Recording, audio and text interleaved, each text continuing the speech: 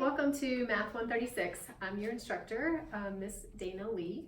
I'm just going to do some videos throughout each module to kind of help facilitate and give you some examples of things that are going on. So in this first module, we're talking about systems of linear equations, solving linear equations, some inequalities, some absolute value, things like that. So I'm going to break this up over a few videos. And this first one I'm going to do is solving just basic linear equations. So when you're solving a linear equation, what you're going to want to do is try to isolate the variable so that you are able to see what that variable is equal to. And when you're doing that, you're going to perform inverse operations. Inverse operations, so the inverse of addition would be subtraction, the inverse of multiplication is division. So you're basically undoing the operation that you see in the problem. So for example, in this one, we have an x and we need to know what that x is. So this equation basically says what plus 4 equals 6, and we want to know what that value of x is. Now you might be looking at this and saying, well, obviously it's 2, and that's true. You can tell that just by looking at this particular one, but some of them are going to be a lot harder. So this is the way that we're going to do these, and I'm going to kind of step this a little bit, make it a little bit harder as we go. So this one, because we have plus 4, what we're going to do, we're going to try to get this x by itself. So we want to get rid of this 4. So we're going to subtract 4 because that's what we'll be able to eliminate it with. So if you've probably heard this before, but with equations, it's like a balance. So if you do something on one side of the equation, you want to do the same thing to the other side of the equation. So since we're subtracting 4 on this side, we're going to want to subtract it on this side, and that will keep that balance evenly weighted. All right, so what we're going to do is we're going to draw a line and just bring everything down. So we've got this x, 4 minus 4 cancels out, and 6 minus 4 is 2, and that's your answer. For some of you, this may seem very elementary, but I just want to go back and kind of review some of this as this is fundamental to the rest of the course. And you'll be seeing this kind of solving process with other types of equations as well. All right, so this one we have multiplication, -3 times x. So to get rid of this -3 in order to get our x by itself, we want to perform the inverse of multiplication, which would be division. So we're going to divide by -3. And if we do that on one side, again, to keep the equation balanced, we want to do the same thing on the other side. All right, so -3 divided by -3 is 1. So that will give us 1 times x, which is just x, equals, and -12 divided by -3 is 4. So our answer is 4. One nice thing about equations is that you can always check to see if your answer is correct. You just take this and plug it back in for the x and see if it works. So -3 times 4 is indeed -12. All right, we're stepping it up a little bit more. This is going to be a 2-step linear equation where we have 2 things going on. You may have heard of PEMDAS, or please excuse my dear Aunt Sally, as the order of operations, parentheses, exponents, multiplication, division, addition, subtraction. We're going to actually, because we're solving an equation, we're doing the reverse of that because, again, we're undoing. So we are going to start with the addition piece and subtract this 1 to get rid of it, and we're going to do the same thing on this other side. That's going to cancel over here, leaving us with a 2x equals a -7 plus -1 would be -8. Okay, so now we have 2x equals -8. We're not done. We want to know what x is, not 2x. So we need to take another step here. Again, this is similar to this step here, where we want to undo the operation of multiplication. So we're going to divide, since that's the inverse operation. And this is going to give us x equals -4. And again, you can test this. 2 times -4 is -8, plus 1 is -7. So it checks out. So I always encourage you to check your work and make sure that the solution does indeed work. And that is a nice thing about these problems. Okay, some of these problems are going to get even a little bit more involved, where we're going to want to perform more than even 2 steps, where we might want to simplify on both sides of the equation first. I can get my eraser to work here.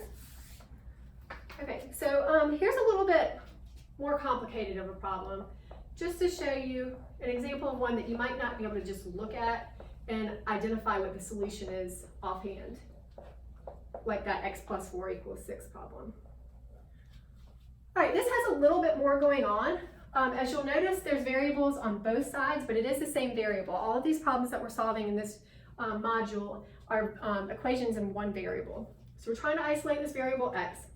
I'm sorry, that's actually not true. In this video, that's the case. We will see some with two variables when we talk about systems of linear equations.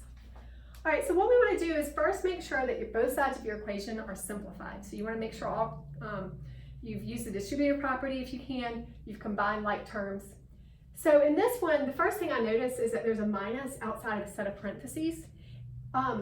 So I'm not just subtracting the 3x, I'm subtracting this whole thing.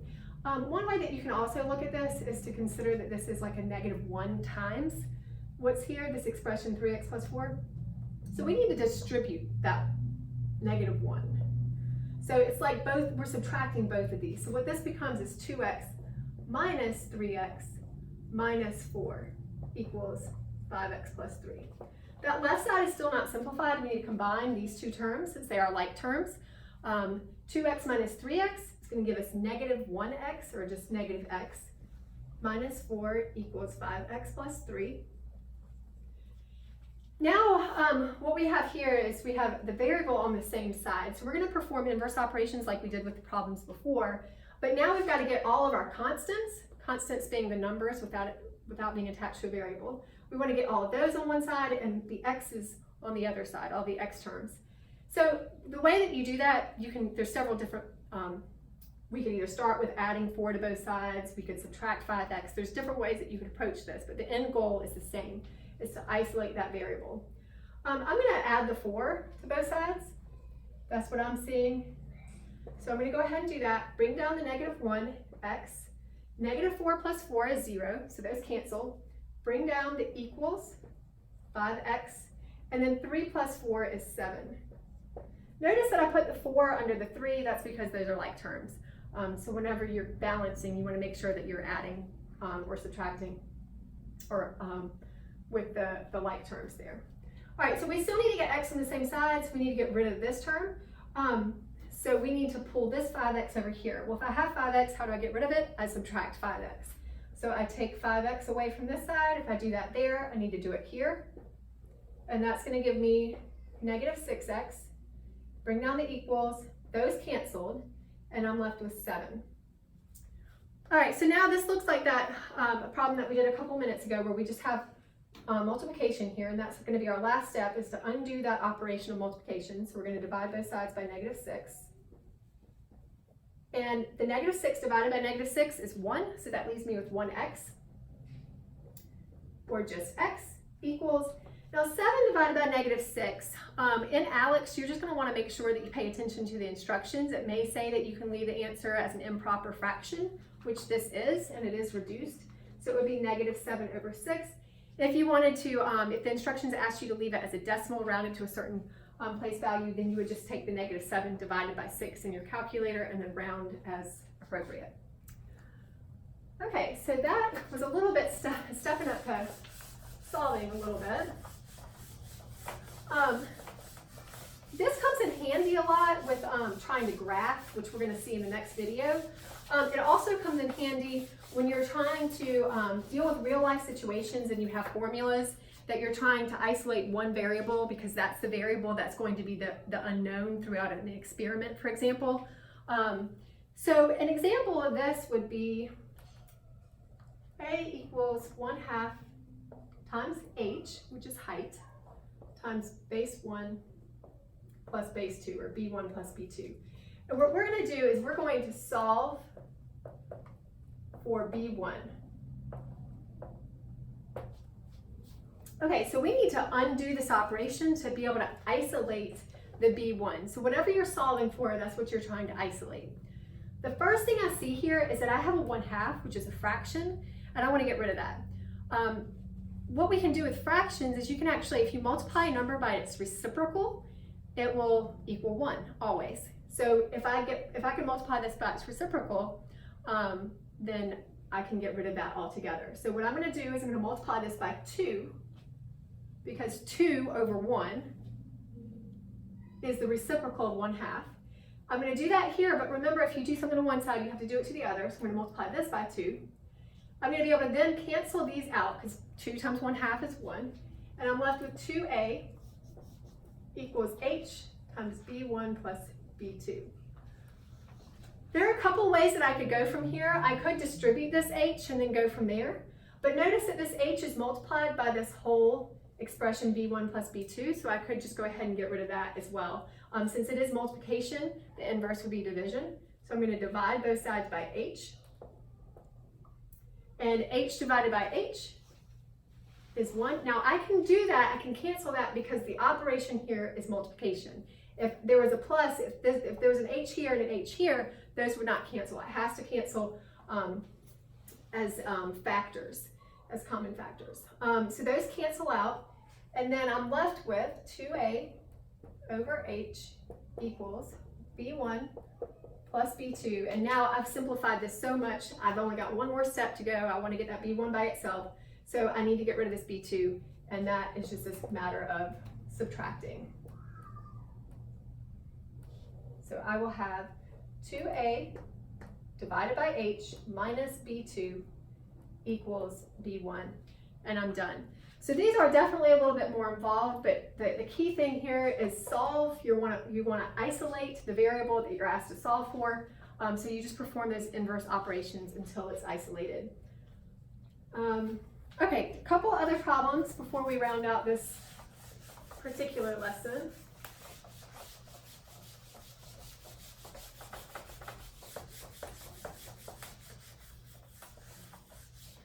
Okay, so I'm going to give you an example of a problem here. 3x plus 2 equals 3 plus 3x minus 1. Okay, there's going to be something interesting that happens with this particular problem. If you notice on this side, it's not simplified. So that's the first thing we always want to do with an equation, is make sure that both sides are completely simplified. So I have a like term here, 3 and a negative 1. So I'm going to go ahead and combine those. 3 plus a negative 1 or minus 1 is 2. So I'll have 3x plus 2 equals 2 plus 3x. And I could write that as 3x plus 2 as well by the commutative property. Okay, so now I'm going to try to isolate x. And some of you might already see what's going to happen here. But when I isolate x, I'm going to subtract the 3x from both sides. Those cancel. I get 2 equals, bring down 2. Those canceled as well. So the variable is completely canceled out, and so I was not able to solve for x. But if you notice, I ended up with something that was the same. This is a true statement. 2 is always equal to 2. What this means, if you solve and this happens, it means that there's infinitely many solutions. And you can kind of tell that. Remember, a solution is a value that makes the statement true or the equation true. So if you look back at this step, the 3x plus 2 equals 2 plus 3x, these are the same thing. So no matter what you put in for that x, 3 times whatever plus 2 will always equal 3 times that same whatever plus 2. So no matter what you put in, it will always work. So that's an example of one where you would have infinitely many solutions. Here's one where you would have no solution. So kind of a similar problem, but no solutions. All right, I made this one a little bit more difficult as well. You see this is similar to that one problem where we have to distribute. And this could have a very, a constant in front of it that you need to distribute as well. But in this case, we just need to distribute that negative, or you could look at it as a negative 1. So we've got 4x minus 2 equals 3 minus 1. And then minus a negative is going to give us plus 4x. And then combining here to further simplify, we're going to have 2 plus 4x.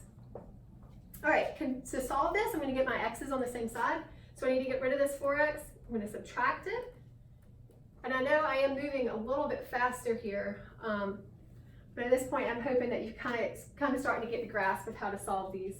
So this is going to be negative 2 equals 2, since those cancel and those cancel. So this is similar to the last one in that the x terms completely canceled out. But you'll notice that we ended up with a false statement. This is not true. It will never be true. So this is a problem in which there is no solution. So if that ever happens, where all the variables cancel out, but you're left with a false statement, then that means that there is no value of x that you could plug in to make that true. Okay, and the last problem for this video is an example of a word problem dealing with perimeter. So let's say that you have the perimeter of a garden, and I'm going to kind of abbreviate this. Perimeter of a garden is 54 centimeters. Oh, sorry, feet. So the perimeter of a garden is 54 feet. If the length is 3 more than twice the width,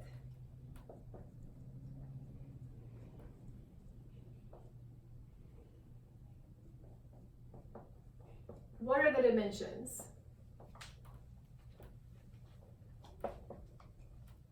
Okay, so what we're going to do is we are going to draw a picture just to kind of give us an idea of what's happening. So this is a rectangular garden, the perimeter of a garden, and we know that it's the length and width. So we've got the length is twice the width. We don't know what the width is, we don't know what the length is.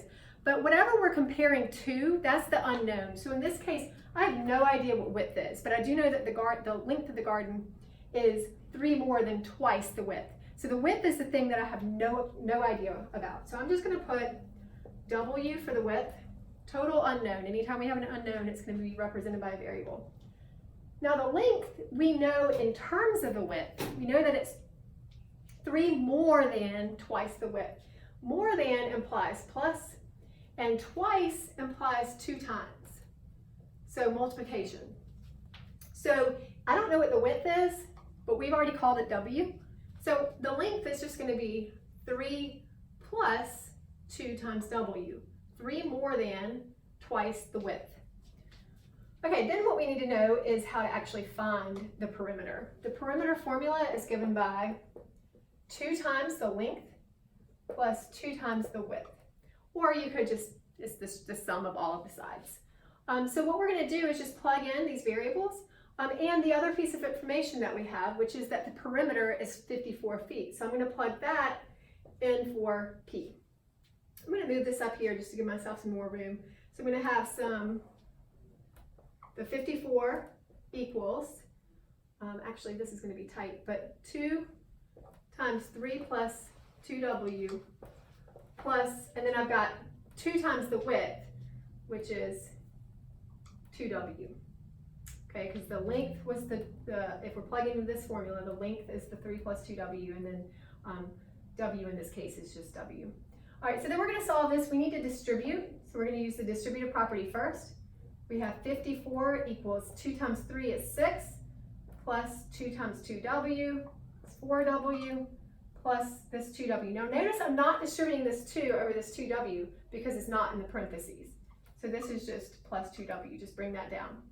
Then we need to combine these like terms here. So 4W and 2W will give us 6W.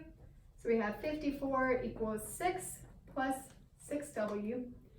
And now we have an equation in one variable that we can solve by isolating that W. So we're going to subtract 6 from both sides. And 54 minus 6 will give us 48 equals 6 minus 6 is 0, 6W. And then our last step is to get that W by itself. We divide by 6 on both sides. And we have 8 equals W. All right, that is not the full answer to our question. We have W, but this asks what the dimensions are. So we know that the width is 8. To figure that out, we can just go back up here to figure out the length. We know that the length is equal to 3 more than twice the width. So the length is equal to 3 plus 2 times W, which we now know is 8. So we will get L equals 3 plus 16, and then L equals 19. So we have our length and our width for that garden. Okay, that's it for this one.